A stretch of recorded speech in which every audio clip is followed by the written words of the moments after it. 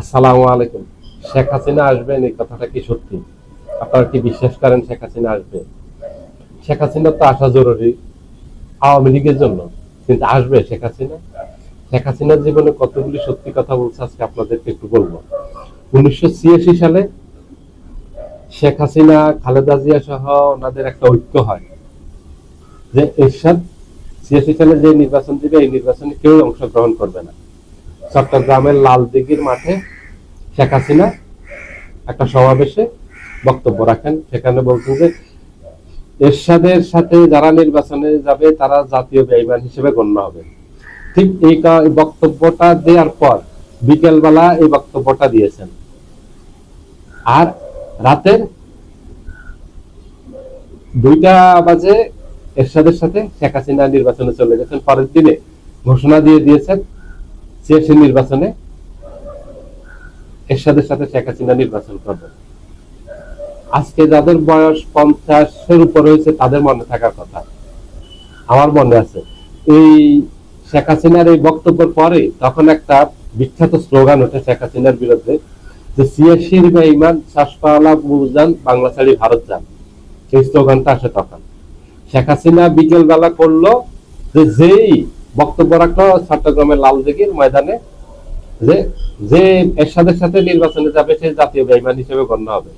কিন্তু পরের দিন শেখ হাসিনা এই বক্তব্যের বিরুদ্ধে গিয়ে নিজে ঘোষণা দিলেন যে এরশাদের সাথে শেখ হাসিনা নির্বাচনে যাবে, এবং নির্বাচনে গেলেন। 86 নির্বাচনে শেখ হাসিনা কথা রাখেননি। শেখ হাসিনার রাজনৈতিক ক্যারিয়ার শুরুই হয়েছে মিথ্যা দিয়ে, কখনো শেখ হাসিনা সত্যি কথা বলেননি।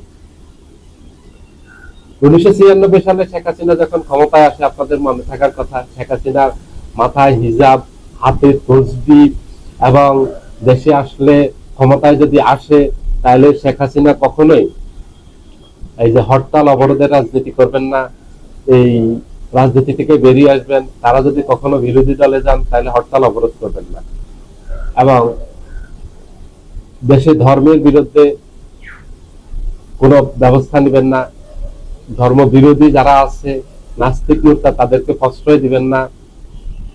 শেখ হাসিনার এসব কান্নাকাটির ভিডিও দেখে মানুষ বিশ্বাস করে শেখ হাসিনাকে আবার ভোট দিয়েছে। ওই 86 সাল আর 96 সাল, 10 বছরের পার্থক্য মানুষ ভুলে গেছে শেখ হাসিনার চরিত্র।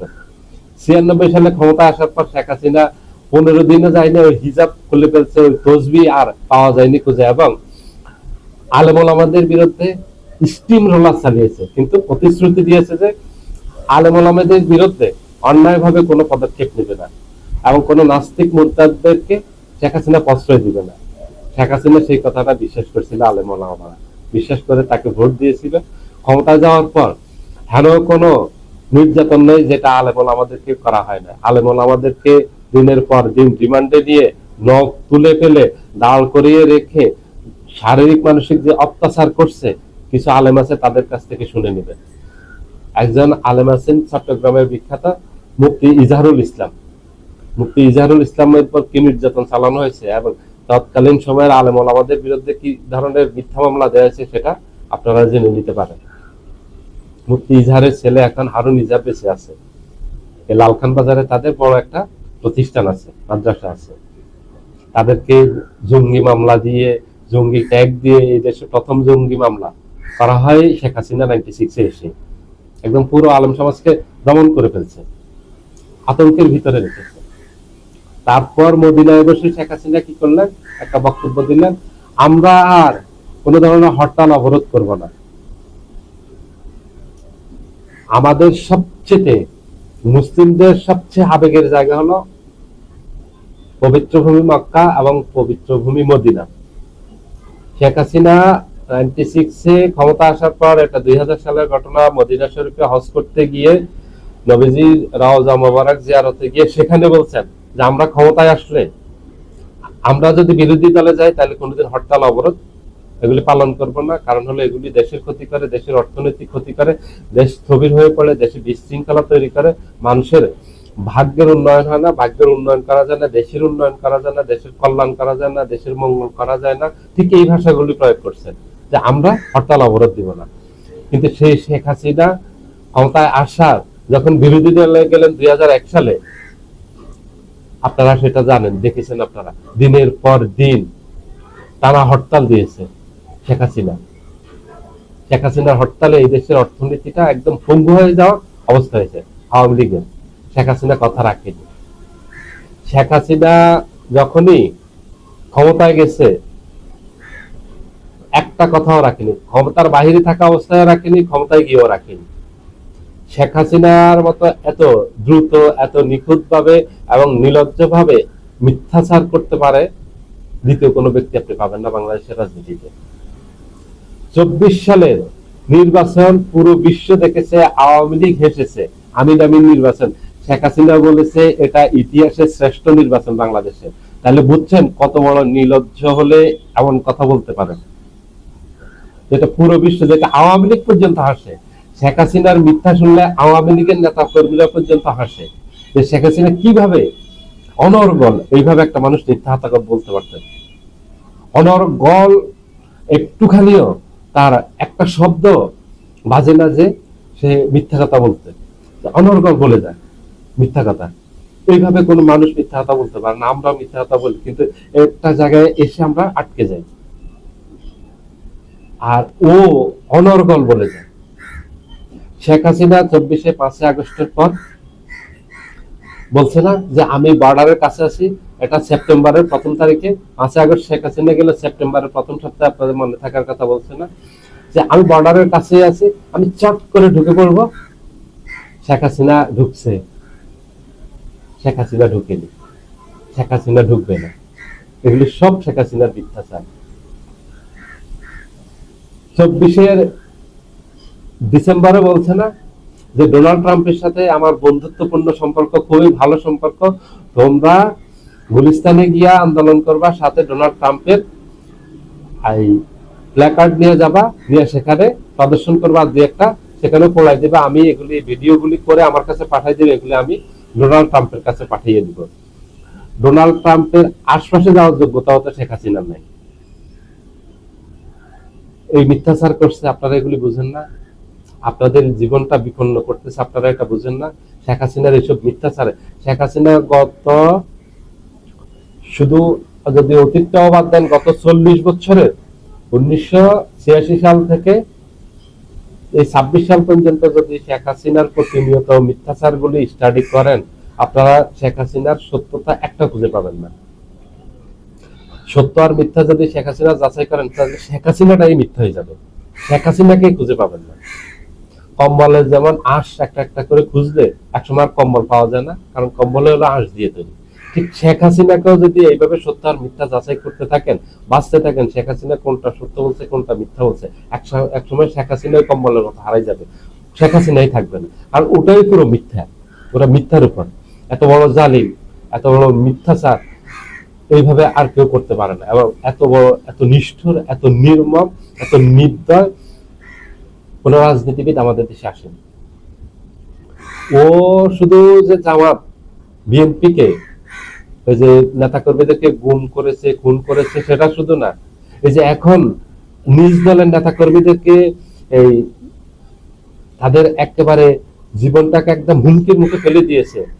শেখ হাসিনার তাতে একটুখানি দ্বিধা নেই, এবং শেখ হাসিনা এটা জেনে বুঝে করতেছে যে যত নেতা কর্মী মারার মরুক, আমার তো কোনো সমস্যা নেই। যদি রাজপথে গিয়ে এখন বিএনপি, জামাত, এনসিপি অথবা সাধারণ জনগণের তোপের মুখে পড়ে নেতা কর্মীরা মারা যায়, তাতে আমার সমস্যা নেই। তার সুবিধা হলো ও রাজনীতিতে ফিরে আসার চেষ্টা করবে, এটা দিয়ে হবে শেখ হাসিনার লাভ। এটা নেতা কর্মীদের কোনো লাভ নেই। যে মারা গেছে শেখ হাসিনার একটা খবরও নিবে না, একবারের জন্য নিবে না। কত 2 বছরে যারা মারা গেছেন, যারা বিভিন্নভাবে নির্যাতিত হয়েছেন, জেল জুলুমের শিকার হয়েছেন, অন্যায় অত্যাচারের শিকার হয়েছেন, তাদের একজনের খবর নিয়েছে শেখ হাসিনা। ওগুলিকে ব্যবহার করতেছে হাতিয়ার হিসাবে। শেখ হাসিনা আবার রাজনীতিতে ফেরার জন্য, ক্ষমতায় ফেরার জন্য, শেখ হাসিনা তার রাজস্বিক প্রত্যাবর্তনের জন্য আপনাদের ব্যবহার করতেছে। আপনারা এটা বুঝেন না। আপনি যদি মারা যান, আপনার ফ্যামিলি অসহায় হয়ে যাবে, আপনার ফ্যামিলির হাল ধরবে। আপনি একজন উপার্জনক্ষম ব্যক্তি, আপনার উপার্জনে আপনার পরিবার চলে। যদি আপনি এখন শেখ হাসিনার কথায় প্রলুব্ধ হয়ে আপনি যদি এটা না বুঝে যদি রাজপথে যান, তাহলে তো প্রতিরোধ করবে আপনাকে। কারণ গত 17 বছর আওয়ামী লীগ যে অপকর্মগুলি করেছে, আওয়ামী লীগ বিএনপি জামাতের নেতা কর্মীদের উপর যে জুলুম অত্যাচার করেছে, অন্যায় করেছে, গুম করেছে, খুন করেছে, ক্রস ফায়ারে দিয়েছে, রিমান্ডে নিয়ে মাসের পর মাস একটানা রিমান্ডে নিয়ে তাদেরকে পঙ্গু করে ফেলছে, তাদেরকে হেন কোনো নির্যাতন নাই যেটা করেনি, এগুলো তো মানুষ ভুলে যায়নি, এগুলো মানুষ ক্ষমা করবে না। তখন আপনার উপরে ক্ষোভটা গিয়ে পড়বে, যে রাজপথে শেখ হাসিনার কথা শুনে নামবেন, তার উপর মানুষ ক্ষোভ ঝাড়বে, তার জীবনটা ধন্য হয়ে যাবে, তার জীবনটা নাই হয়ে যাবে। আমরা চাই না যে আমাদের দেশে এই ধরনের বিশৃঙ্খলা তৈরি হোক, কোনো মানুষের উপর কোনো মানুষ অন্যায়ভাবে একটা মানুষকে একেবারে এইভাবে নাই করে দিক, এটা আমরা চাই না।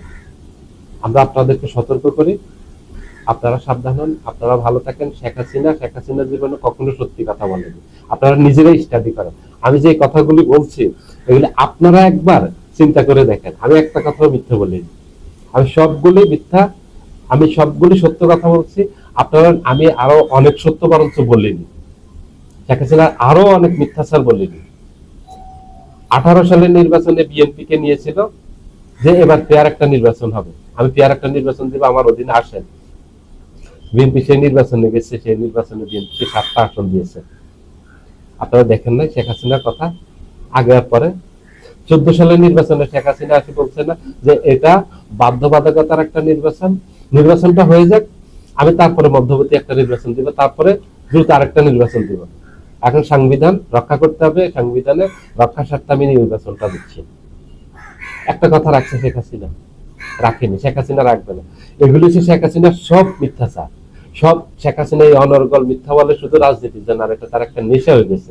শেখ হাসিনা যদি মিথ্যা কথা না বলে তাহলে তার শরীর খারাপ হয়ে যায়, তার মানসিকতা, ওটা এমনিতে মেন্টালি রোগী, ওটা আরো খারাপ হয়ে যায়। এটা তার ওষুধ একটুখানি ভালো থাকে, ও অনর্গল এবং প্রতিনিয়ত প্রতি ক্ষণে ক্ষণে যদি ও মিথ্যাচার করতে না পারে, এটা তার নেশা, এটা তার পেশা, এটা তার ঔষধ বলতে পারেন, এটা তার মহৌষধ, তার রোগের ঔষধ। এটা এটা না হলে ওর জীবন বিপন্ন হয়ে যাবে শেখ হাসিনা, এই মিথ্যাচার করতে যদি না পারে।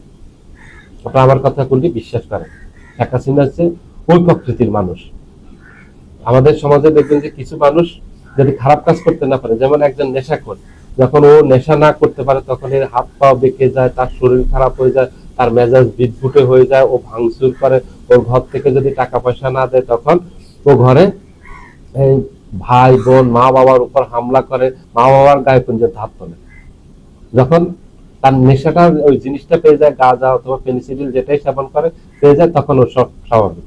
ঠিক একইভাবে শেখ হাসিনার নেশা হলো মিথ্যাচার করা এবং জঘন্য মিথ্যাচার করা, এবং যত ধরনের জুলুম অত্যাচার আছে, খারাপ কাজ আছে, এগুলো যদি শেখ হাসিনা করতে না পারে তাহলে শেখ হাসিনার শরীর ওই একই অবস্থায়, তার মন মেজাজ ঠিক থাকে না, তার মেজাজ বিগড়ে যায়, তার মুখের ভাষা ঠিক থাকে না, তার শরীর খারাপ হয়ে যায়, তার ভালো ঘুম হয় না, তার খাওয়া দাওয়া হজম হয় না, এগুলি বলতে না পারলে, শেখ হাসিনা যদি অনর্গল মিথ্যাচার করতে না পারে।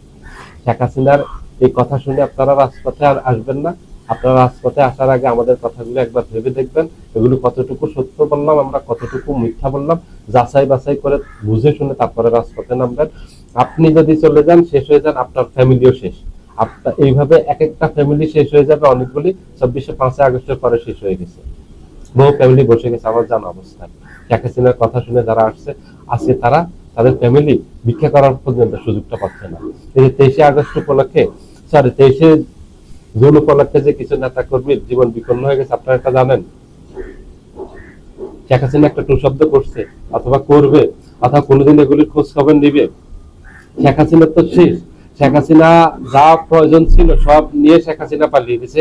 শেখ হাসিনা হিসাব করে বাংলাদেশ থেকে পালিয়ে গেছে। শেখ হাসিনাকে কেউ বাধ্য করে ভারতে পাঠায়নি, শেখ হাসিনা স্বেচ্ছায় গেছে। আপনারা জেনে দেখেন, আজকে 2 বছর হয়ে গেছে, আমি আপনাদেরকে প্রুফ দিয়ে বললাম শেখ হাসিনা স্বেচ্ছায় নিজের ইচ্ছায় পালিয়ে গেছে। কারণ শেখ হাসিনা গত 15 বছরে যত প্রতিশোধ নেওয়া তার কাছে ছিল সব প্রতিশোধ নিয়েছে বিএনপি জামাতের উপর। তার যত ক্ষোভ ছিল সব ক্ষোভ উঠলে দিয়েছে, এবং যত লুটতরাজ করার প্রয়োজন ছিল সকল লুটতরাজ করছে। এই দেশ থেকে 34 লক্ষ কোটি ডলার, 34 লক্ষ কোটি টাকা বাংলাদেশ থেকে বিদেশে পাচার করছে। ওর তো কোনো অভাব নেই, ও কেন বাংলাদেশে আসবে? ওর তো ওর সন্তানদের কোনো প্রয়োজন আছে বাংলাদেশে আসার? ওরা তো বিদেশের নাগরিক। ওর নিজের 2টা সন্তান পুতুল এবং যায়, ওরা বিদেশের নাগরিক। একজন আমেরিকার, একজন কানাডার নাগরিক। ওর মেয়ে, ওর বোন শেখ রেহানা ছেলে, শেখ রেহানার 2 মেয়ে, ওরা ব্রিটেনের নাগরিক, শেখ রেহানা ব্রিটেনের নাগরিক, এবং এই দেশ থেকে হাজার হাজার কোটি টাকা ওরা পাচার করে বিদেশে ওরা আয়েশি জীবন যাপন করতেছে। ওই আয়েশি জীবন যাপন ছেড়ে ওরা কেন বাংলাদেশে আসবে এই বিপদের মুখে? ও জেনে শুনে বাংলাদেশে শেখ হাসিনার বিরুদ্ধে তো ফাঁসির রায় হয়েছে, ফাঁসির রশি নিয়ে বাংলাদেশেও আসবে? আপনার কি মনে হয়? আপনারা এগুলি ভেবে তারপর রাজপথে নামবেন। সবাই ভালো থাকবেন। আল্লাহ হাফেজ।